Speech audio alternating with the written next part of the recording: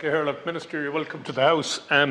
Minister, I want to tell you now that I want to commend you and the government for the response they have had for so many citizens in this country since the pandemic started. The speed and the compassion that has been shown, you're to be commended for that. And I think that extends to every member of this House. I would not say set anybody apart.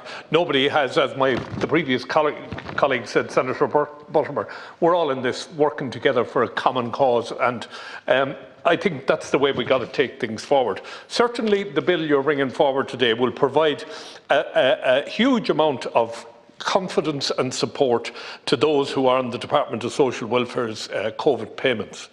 But I do think that the cut-off date of the 12th of July is too soon.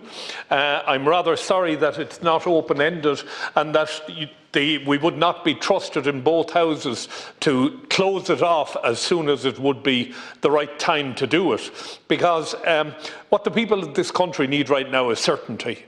And are we going to be back here on the 1st of July with another amendment to this bill to extend it for another 3 months and see where it goes?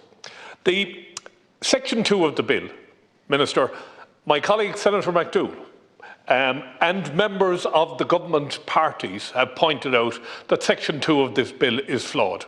The 5-kilometre rule places these golden handcuffs, if you want, on the bill. And the fear, I think if you want to speak through the chair now. Sure, point of order. Yes. Yeah. Sorry. In the last comment you made, yes, we didn't say that the bill was flawed. And what I said actually was I would seek clarification on the basis of what Senator McDowell and Senator Martin said. So just in case that you're referring to me, Senator, I didn't say the bill was flawed. I wouldn't dream of it.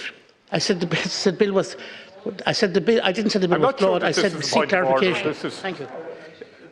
I hope the clock stopped while that went on. Okay, so the bottom line on it is the various housing charities, such as Threshold, such as Simon, have all pointed out that there's a flaw in this bill and that it is Section 2 of the bill.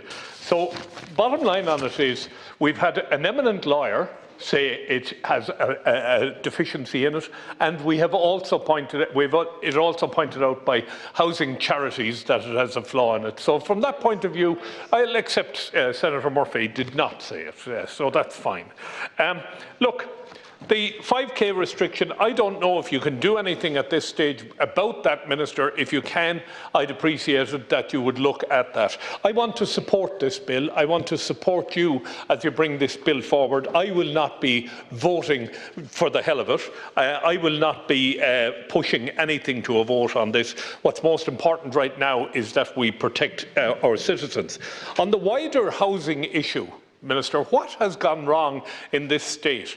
In the 1950s, when we had not a red cent in this country, we built the finest social housing in the country. I remember my father telling me that if a piece of timber with a knot arrived in it where they were building social houses, they would have to take that piece of timber away. It simply would not have been acceptable. So from that point of view, I'm really concerned that we are devolving the social housing to housing agencies. In this country, we have about 500 housing agencies, each with its own chief executive officer, its own chief financial officer.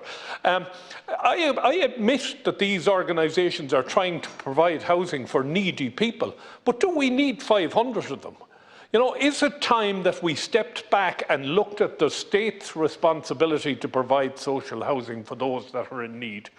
It really causes me great concern when we see the Human Rights Committee of the Council of Europe, who saying there's no legal framework for the right to housing for families in Ireland. and there is no statistics on the condition of local authority houses. Now, I understand one of my colleagues made the point that we should have the right to a home in the Constitution. I don't believe we can put it into the Constitution until such a time as we're in a position to provide homes for the needy in this country. We're not in that position right now, so I fully support what the Senator said about putting it into the Constitution, but we've got to find the wherewithal to do it, and we must have the resources to put it in place.